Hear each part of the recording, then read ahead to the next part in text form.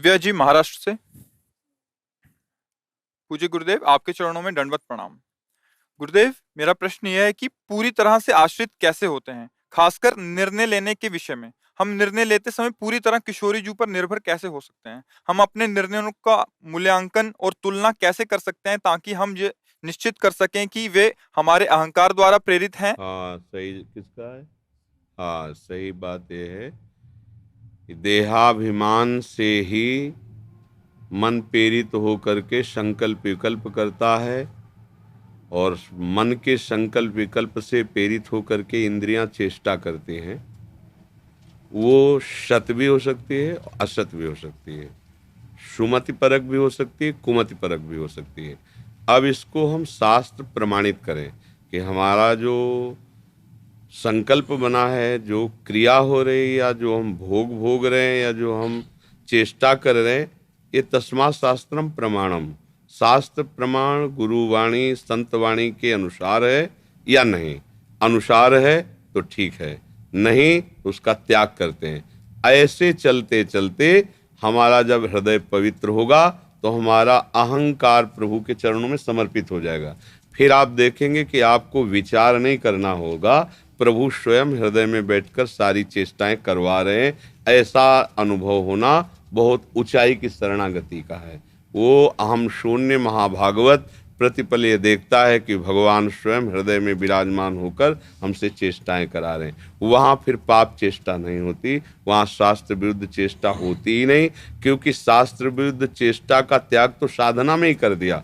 अब तो उसकी शरणागति की परिपक्व अवस्था है। अब तो देख रहा है कि प्यारे स्वयं यंत्रवत जैसे कठपुतली जैसे नाच रही है। देखने वाले को लगता है कठपुतली नाच रही, पर वास्तविक नचाने वाला उसे जैसा नचा रहा है वैसा नाचे। ऐसा वो देखता है कि श्री भगवान या हमारे आराध्य देव हमारे हृदय में बैठकर हमसे चेष्टा करा रहे हैं। पर पहली बात है कि शास्त्र विरुद्ध आचरणों का त्याग और शास्त्र के या गुरुजनों के आदेश के अनुसार हमारी दिनचर्या हो, तब जाके हृदय पवित्र होकर अहंकार शून्य होगा, अहंकार समर्पित होगा। फिर वो पूछना नहीं पड़ेगा, अपने आप अनुभव में आता है।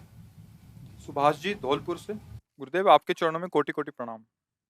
गुरुदेव, घर में शरीर के दो छोटे छोटे बच्चे हैं, वो प्रसाद खाते समय उसे जमीन पर गिरा देते हैं। तो महाराज जी, इस परिस्थिति में क्या हमें उनकी अमनिया खिलाना चाहिए या प्रसाद देना चाहिए? क्योंकि नहीं, महाराज जी, प्रसाद का अपमान होता है। नहीं, प्रसाद का अपमान नहीं को, बच्चे हैं, वो भगवत स्वरूप है। सिद्धांत लागू होता है ज्ञानवान के ऊपर। बच्चे अगर खाते खाते जूठे हाथ से भगवान को भी छू ले जाके तो उनको कोई अपराध थोड़ी लगता है। बच्चे वो एक हाथ में गोद में भगवान को लिए शौच कर दे तो उनको अपराध। बच्चे है ना, उस प्रसाद को लेके कहीं ऐसी जगह डाल दो जहाँ चिड़िया चुन लेंगी, गाय पाले, कोई ऐसे। हम भी पा सकते हैं, आप भी पा सकते हैं। और ये अपने लोगों के ऊपर लागू है, क्योंकि अपने विवेकवान है, बुद्धिमान है, वो गिरने। अब बच्चे हैं, ये सब बच्चों के ऊपर नहीं लागू होता। महर्षि, घर समाज में रहते हुए जैसे सामने वाले पड़ोसी मांस इत्यादि खाते हैं, बट नवरात्रि और सत्यनारायण की कथा आदि में वो प्रसाद देने आ जाते हैं, तो उस परिस्थिति में महाराज जी, वो प्रसाद ग्रहण करना चाहिए या उसमें कैसे निर्णय लेना चाहिए? हमें भगवत प्रसाद करके यदि दे रहे हैं वो पता है नारायण की कथा हुई तो हम माथे से प्रणाम करके पा लेते हैं, क्योंकि वो भगवान को अर्पित किया गया ना। वो जो अन्य आचरण करते हैं वो जाने। जैसे मीरा जी को विक्रम ने ये कह के दिया कि ये गिरधर का चरणामृत है, उसमें विष था, तो मीरा जी ने, तो उनकी दासी ने कहा कि इसमें विष है। उनका ये गिरधर जाने, हमको उनका प्रसाद कह के दिया गया है, हम उसे पा लेते हैं। भक्ति का स्वरूप एक ये कहा कि सत्यनारायण का प्रसाद है। आप जो आचरण कर रहे हो, आपने प्रसाद माना ना, वो आपकी बुद्धि को पवित्र करेगा, भगवान के चरणों की तरफ बढ़ाएगा। ऐसा हमें भाव करना चाहिए। आदित्य जी। श्री हरिओम। गुरुदेव, आपके चरणों में कोटि कोटि प्रणाम। गुरुदेव, मेरे इस जीवन का एकमात्र दिव्य ध्येय भारत देश की राजनीति के माध्यम से ईश्वर रूप में सेवा करना है और अखंड भारत का निर्माण करना है। इस कर्म योग के साथ अखंड नाम जप करते इसी जन्म में इस शरीर से ईश्वर को प्राप्त करना है। प्रिय गुरुदेव, मेरे कर्म योग, भक्ति योग, राष्ट्र योग में आपकी कृपा होगी तभी ये सार्थक हो पाएगा। महाराज जी, इसके लिए मैं क्या करूं? बहुत बातें हो गई हैं, किस विषय पर हम इसका उत्तर दें? एक बात से सब उत्तर इसमें हो जाएगा। भारत नहीं, पूरा विश्व भगवान का ही अंश है और आप भी भगवान के अंश हो। आप अखंड भारत का नहीं, अखंड चिंतन का निर्माण करो तो सब ठीक हो जाएगा। संसार कभी अखंड नहीं हो सकता, ये परिवर्तनशील नाशवान है। अखंड वस्तु तभी होती है जब सबका एक स्वभाव हो, एक रुचि हो, एक ही उद्देश्य हो। ऐसा कभी त्रिकाल में नहीं हो सकता, भगवान के अवतार पर भी नहीं हुआ। सबका एक उद्देश्य नहीं हुआ, सबका एक स्वभाव नहीं हुआ, सबकी एक रुचि नहीं हुई, तो अखंड तो हो ही नहीं सकता। अखंड है आनंद, अखंडानंद। संसार हेडिंग में लिख दिया गया, दुखालयम अशाश्वतम। तो जब बनाने वाले ने लिख दिया शाश्वत, तो तुम कैसे अखंड कर सकते हो?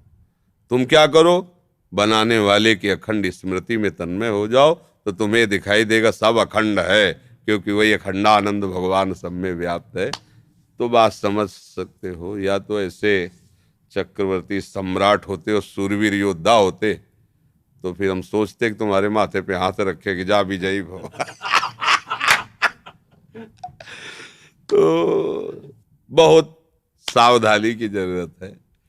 हमें इस माया पर विजय प्राप्त करना है। काम, क्रोध, लोभ, मोह, मद मत्सर पर, इनके तो हम जूते खा रहे हैं और बार हम मुँह छेंटते हैं। क्या होगा इससे?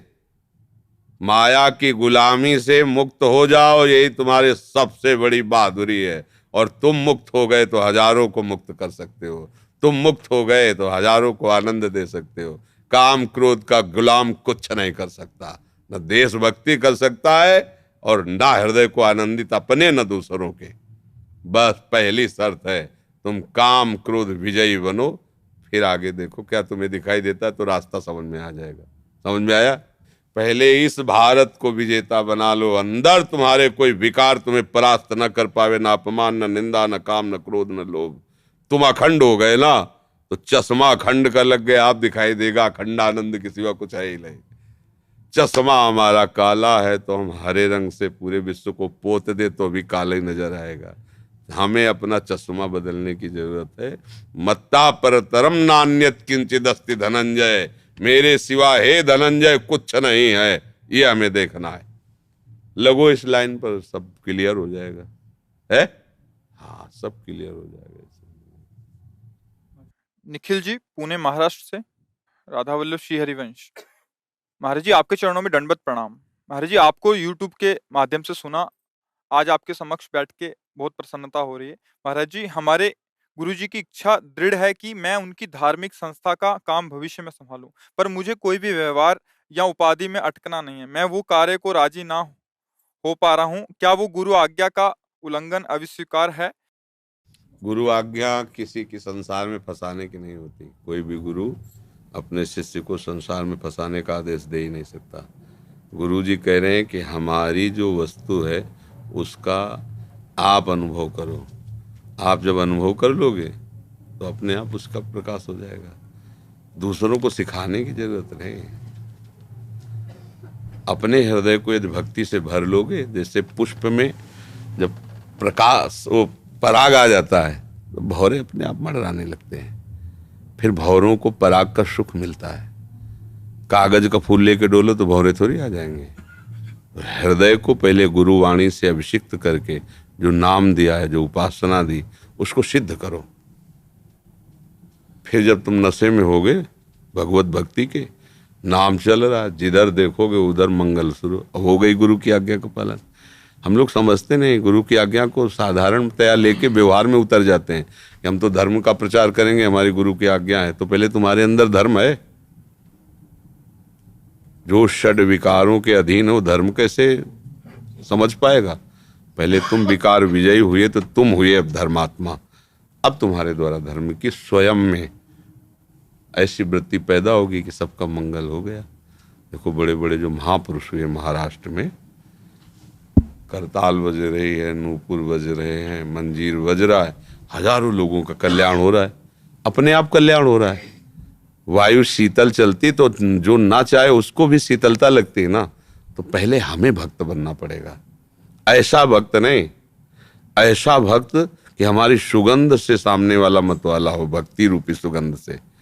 तो गुरु आज्ञा यही होती, गुरु आज्ञा का पालन तभी किया जा सकता, पहले तो हम बलवान बने ना। निर्बल आदमी कोई व्यवस्था थोड़ी संभाल सकता है। तो काम क्रोध आदि के द्वारा यदि हम परास्त हो रहे हैं तो निर्बल हैं। तो पहले हम गुरु मंत्र के द्वारा ऐसा बल प्राप्त करें कि हमें कोई विकार परास्त न करे, फिर समाज में उतर जाए, भगवान मंगल में है वो संभालते रहते हैं, फिर भक्ति का प्रचार प्रसार होता है। तो ये बात है, उसको ऐसे समझे। आपके अंदर जो बात आ रही ना, उन्हीं की कृपा से आ रही है कि पहले वो नहीं, पहले ये। आप कह रहे हो ना मुझे इसमें फंसना नहीं, ये गुरु जी तुम्हें शिक्षा दे रहे हैं अंदर से कि वो हमारा लक्ष्य नहीं, ये लक्ष्य तुम अनुभव करो, फिर बाद में अपने आप सब होने लगेगा। कोई भी संत महापुरुष हो एकांत में भजन करता है तो उसको फिर संसार में लौट कर आकर के अपने भजन को देना होता है, सबको उपदेश, सबका मंगल, सबको आशीष देकर उसे सुखी करना। क्यों? क्योंकि संसार में तुम्हारा जन्म हुआ है और संसार का अन्न तुमने खाया है, तो तुमने जो साधना की संसार को दे के जाओ, संसार को संभाल। पर यदि साधना ही नहीं है तो तुम्हारा देने का भाव नहीं रहेगा, लेने का भाव रहेगा कि आप तुम्हें उपदेश करते हैं, तुम कुछ मुद्राएं चढ़ाओ, तुम हमें प्रणाम करो, तो वो देना नहीं हुआ, वो तो व्यापार हुआ। और जब हमारे अंदर ठसाठस भगवान की भक्ति भरी है तो हमें चाहिए पहले अपने हृदय को भगवान में समर्पित करना, फिर समर्पित हृदय से जहाँ भी जाओगे वहीं आनंद फैल जाएगा। समझ में आ रहा है आपको?